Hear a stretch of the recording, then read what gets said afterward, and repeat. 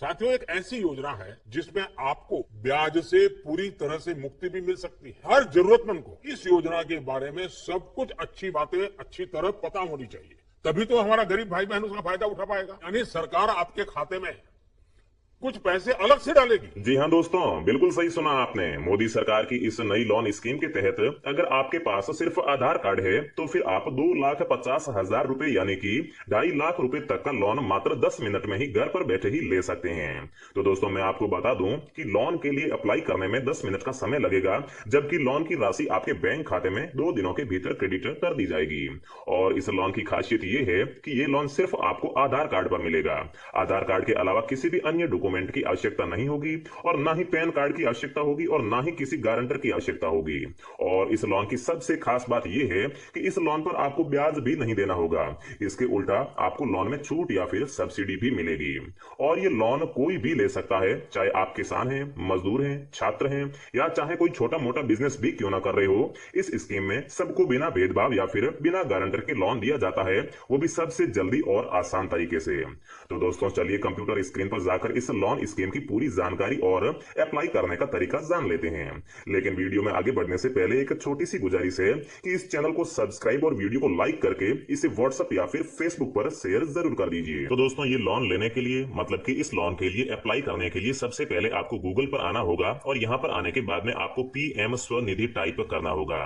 तो दोस्तों पीएम स्वनिधि योजना का नाम सुनते ही आपको इस वीडियो को कट नहीं करना है, क्योंकि दोस्तों मैंने यूट्यूब पर पीएम स्वनिधि योजना से रिलेटेड सारे वीडियोस देखे थे, लेकिन दोस्तों उन वीडियोस में से किसी भी वीडियो में जो है बिल्कुल ऑथेंटिक या फिर सही जानकारी नहीं दी गई है।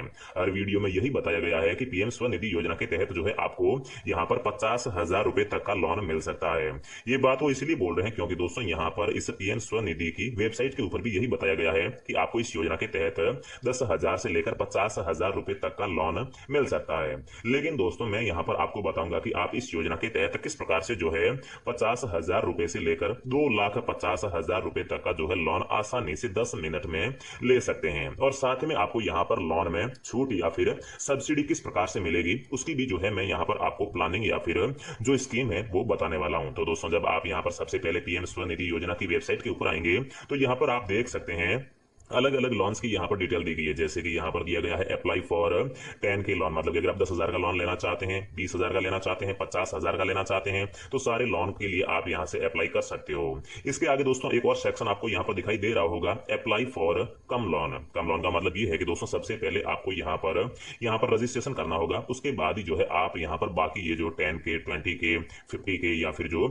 2,50,000 मैंने बोला है उसके लिए अप्लाई कर सकते हो। तो दोस्तों इसके लिए चलिए हम सबसे पहले यहाँ से जो है रजिस्ट्रेशन करके जो है नंबर ले लेते हैं, ताकि यही नंबर हमारे आगे काम आएंगे, जिससे कि हम आगे वाले लॉन्च के लिए भी अप्लाई कर पाएंगे। तो चलिए दोस्तों हम यहाँ पर जो है क्लिक कर देते हैं। तो दोस्तों यहाँ पर क्लिक करने के बाद में जो यहाँ पर नेक्स्ट पेज ओपन होता है, इस पेज में आपको अपना जो है मोबाइल नंबर एंटर करना है। और दोस्तों एक बात आपको यहाँ पर यह ध्यान रखनी है कि यहाँ पर आप वही मोबाइल नंबर एंटर कीजिएगा जो आपके आधार कार्ड के साथ लिंक्ड है। मोबाइल नंबर डालने के बाद में और साथ ही में I am not a robot पर क्लिक करने के बाद में आपको यहाँ पर सिंपली रिक्वेस्ट ओटीपी के ऊपर क्लिक कर देना है। यहाँ पर क्लिक करने के बाद में आपके मोबाइल नंबर के ऊपर एक ओटीपी आएगा, जिसे आपको यहाँ पर एंटर कर देना है। ओटीपी एंटर करने के बाद में आपको यहाँ पर सिंपली नेक्स्ट स्टेप में जो है वेरीफाई ओटीपी पर क्लिक कर देना है। अगले पेज में आप देख सकते हैं यहाँ पर पूछा गया है कि do you have Aadhaar card, मतलब कि क्या आपके पास में आधार कार्ड है। तो दोस्तों सिंपली हमें यहाँ पर यस को सेलेक्ट कर लेना है। और इसके बाद में यहाँ पर आप देख सकते हैं वेंडर कैटेगरीज लिखा हुआ आ रहा है, यहाँ पर आपको इसमें से या फिर इसमें से कोई भी एक सेलेक्ट कर लेना है।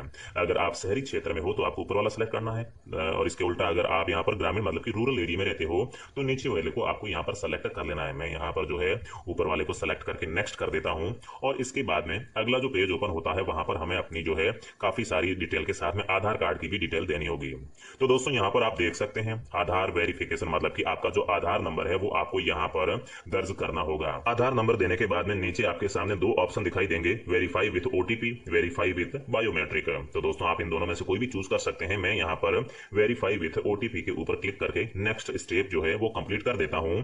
आपके आधार नंबर के साथ में जो भी मोबाइल नंबर रजिस्टर्ड होगा उसके ऊपर एक ओटीपी आएगा, वही ओटीपी आपको नेक्स्ट पेज में जो है एंटर करना होगा। तो दोस्तों यहाँ पर जो है मैंने ओटीपी एंटर कर दिया है और इसके बाद में मैं यहाँ पर नीचे वेरीफाई के ऊपर क्लिक कर देता हूँ। तो दोस्तों आप यहाँ पर देख सकते हैं मेरा जो आधार वेरिफिकेशन है ये यहाँ पर कंप्लीट हो चुका है। इसके बाद में आपको यहाँ पर स्क्रॉल डाउन करना है और यहाँ पर जो है नीचे आकर आपकी जो पूरी डिटेल है वो यहाँ पर भर देनी है। जैसे कि आपका स्टेट कौन सा है, तो दोस्तों फॉर एग्जांपल मेरे केस में यहाँ पर राजस्थान है, तो मैं यहाँ पर राजस्थान को सिलेक्ट कर लेता हूँ। इसके बाद में जो डिस्ट्रिक्ट है वो डिस्ट्रिक्ट सेलेक्ट कर लीजिए। इसके बाद में जो आपका वार्ड नंबर वगैरह है वो सारी चीजें आप यहाँ से जो है सेलेक्ट कर सकते हैं। फिर नीचे वाले कॉलम में जो है आपको यहाँ पर अपनी पर्सनल जो इन्फॉर्मेशन है वो यहाँ पर फिल करनी होगी, जैसे कि आप मेंबर ऑफ सीआईजी हैं या फिर नहीं। तो दोस्तों ज्यादातर लोग यहाँ पर मेंबर ऑफ सीआईजी नहीं होंगे, तो इसे नो पर ही देना है। अगर आप है तो आपको यस कर देना है। और यहाँ पर आप देख सकते हैं आपका जैसे ही आधार यहाँ पर वेरीफाई हुआ है तो इसके बाद में आपका जो नाम वगैरह है वो यहाँ पर ऑटोमेटिक ही आ चुके हैं, आपकी डेट ऑफ बर्थ भी आ चुकी है। लेकिन आपको यहाँ पर अपने फादर या फिर आपकी वाइफ या फिर आपके हस्बैंड का नाम आपको अपने हाथ से टाइप करके लिखना होगा। इसके बाद में यहाँ पर आप देख सकते हैं मैरिटल स्टेटस, मतलब कि आप शादीशुदा हैं या फिर नहीं, वो आपको यहाँ पर देना होगा। इसके बाद में आपको यहाँ पर अपना जेंडर है ये भी ऑटोमेटिक ही आपके आधार कार्ड से जो है यहाँ पर कॉपी कर लिया गया है। और इसके बाद में जो सोशल कैटेगरी है, मतलब कि आप ओबीसी, एससी, एसटी, जनरल कहां से हो, वो आपको यहाँ से चूज कर लेना है। इसके बाद में नेक्स्ट स्टेप में आप देख सकते हैं पर्सन्स विथ डिसेबिलिटीज, मतलब कि अगर आप यहाँ पर विकलांग वगैरह है तो फिर आप यहाँ पर यस कर दीजिए, नहीं है तो फिर आप नो रहने दीजिए। इसके अलावा यहाँ पर माइनॉरिटीज से है अगर आप, तो भी आपको यहाँ पर यस कर देना है, नहीं तो नो ही रहने देना है।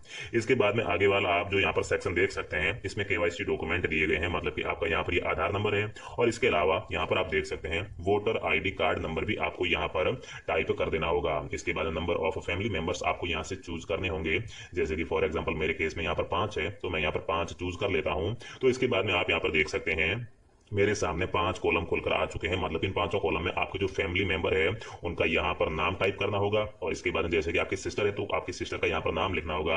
और उसके बाद में आपका उसके साथ में क्या रिलेशन है वो यहाँ पर से चूज करना होगा, जैसे कि यहाँ पर आप देख सकते हैं हस्बैंड, वाइफ, डॉटर वगैरह है। और इसके बाद में जो एज है वो एज आपको यहाँ पर टाइप कर देनी होगी।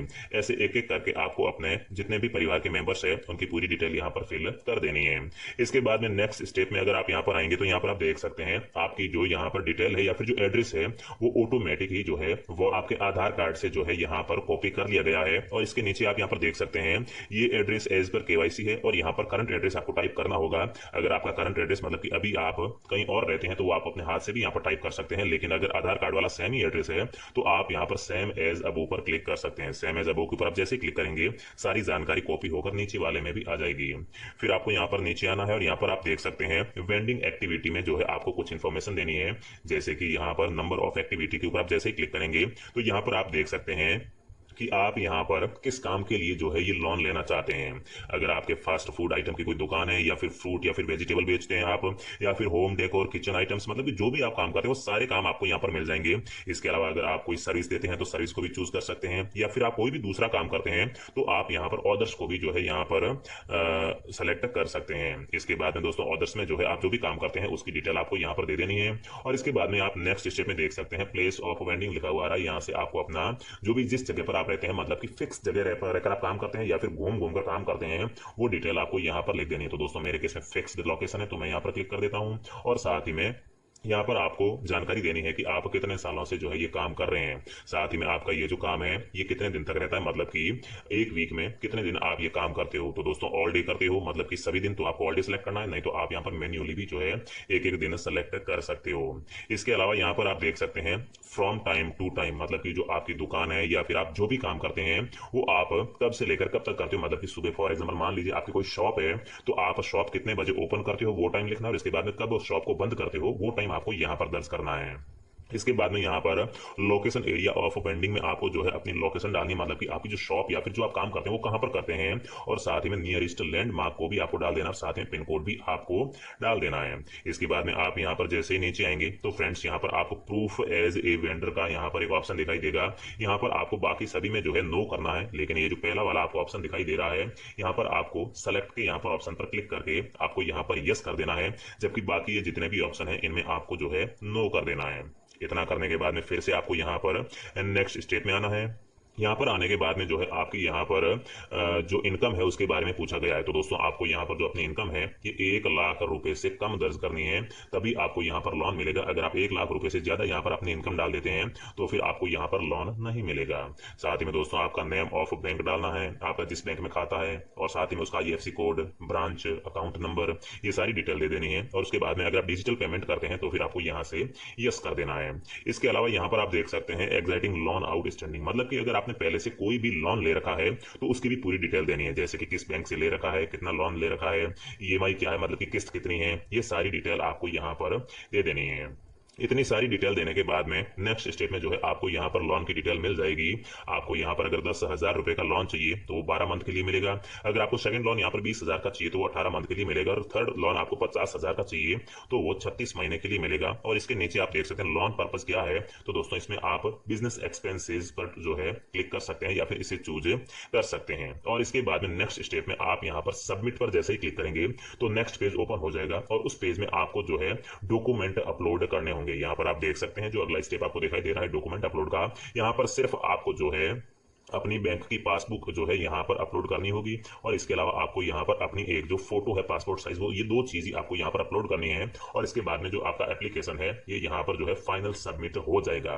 तो दोस्तों इस वीडियो में अभी तक तो हमने बात की है कि जो ये लोन है ये आपको 50,000 रुपए तक का मिल सकता है। तो मैंने वीडियो की शुरुआत में किस प्रकार से बताया कि आपको ये जो लोन है ये 2,50,000 रुपए तक का मिल सकता है। तो दोस्तों जब आप यहाँ पर पीएम स्वनिधि योजना के तहत पहली बार अप्लाई करते हैं तो फिर आपको यहाँ पर सिर्फ जो है 10,000 रुपए का लोन ही मिलेगा। लेकिन इसके बाद में अगर आप उस 10,000 रुपए के लोन को सही समय रहते वापस पे कर देते हैं बिना ड्यू के तो दोस्तों आपको यहाँ पर नेक्स्ट 20,000 और 50,000 का भी लोन मिल सकता है। जब आप ये जो 50,000 का अगला लोन लेंगे इसे भी अगर आप सही समय मतलब कि लगभग 1 साल का टाइम होता है उस टाइम में अगर आप रीपे कर देते हैं, कोई भी किस्त ड्यू नहीं करते हैं तो फिर दोस्तों जो आपका नेक्स्ट लोन है वो दोस्तों 1 लाख रुपए का होगा। और इसके बाद में जब आप ये 1 लाख रुपए भी सही समय पर वापस सरकार को चुका देते हैं या फिर जिस बैंक से आपको लोन मिलता है उसे सही समय पर चुका देते हैं तो भारत सरकार आपको और छूट देती है, जिसके तहत जो अगला लोन होगा वो दोस्तों आपको 2,50,000 रुपए का आपको लोन मिल सकता है। और इसके अलावा मैंने वीडियो की शुरुआत में ये भी बोला था कि आपको इस लोन में छूट या फिर सब्सिडी भी मिलेगी। तो दोस्तों छूट या फिर सब्सिडी इस प्रकार से मिलेगी कि अगर आप यहाँ पर अपने लोन का भुगतान सही समय पर करते हैं तो सरकार आपको यहाँ पर जो है इस लोन में थोड़ी बहुत सब्सिडी देती है। और साथ ही में अगर आप जितना भी जो अपना पेमेंट है जो आप यहाँ पर अपने बिजनेस से रिलेटेड जो भी आप लेन देन करते हैं वो अगर आप डिजिटली लेन देन करते हैं और साथ ही में जिस बैंक अकाउंट में आपने यहाँ पर जो लोन लिया है उस बैंक अकाउंट का यूज करके अगर आप डिजिटली पेमेंट करते हैं तो फिर दोस्तों आपको यहां पर भारत सरकार जो है कुछ एक्स्ट्रा पैसे एज ए गिफ्ट भी देती है जो आपके बैंक खाते में सीधे क्रेडिट कर दिए जाते हैं। और साथ ही में कभी कभार ये जो गिफ्ट है ये काफी बड़ा हो जाता है, मतलब कि जैसे कि फॉर एग्जांपल अगर 50,000 का लोन लिया है और सही समय पर आपने इसे वापस चुका भी दिया है और साथ ही में आपने सारी लेन देन डिजिटली की है तो आपको यहाँ पर 5 से लेकर 15,000 रुपए तक का गिफ्ट सरकार की तरफ से दिया जाता है। मतलब कि दोस्तों मोटा मोटी देखें तो 30% तक की आपको यहाँ पर सब्सिडी मिल जाती है। लेकिन दोस्तों इसकी यहाँ पर कोई भी गारंटी नहीं है, अगर आप यहाँ पर इन शर्तों को पूरा करेंगे तभी आपको जो है ये सब्सिडी मिल पाएगी। तो दोस्तों यही था आज का वीडियो। अगर कोई भी बात समझ में नहीं आई तो कमेंट बॉक्स में जरूर पूछिएगा और साथ ही में जरूरतमंद लोगों के साथ इस वीडियो को व्हाट्सएप या फिर फेसबुक पर शेयर जरूर कीजिएगा। जय हिंद, वंदे मातरम।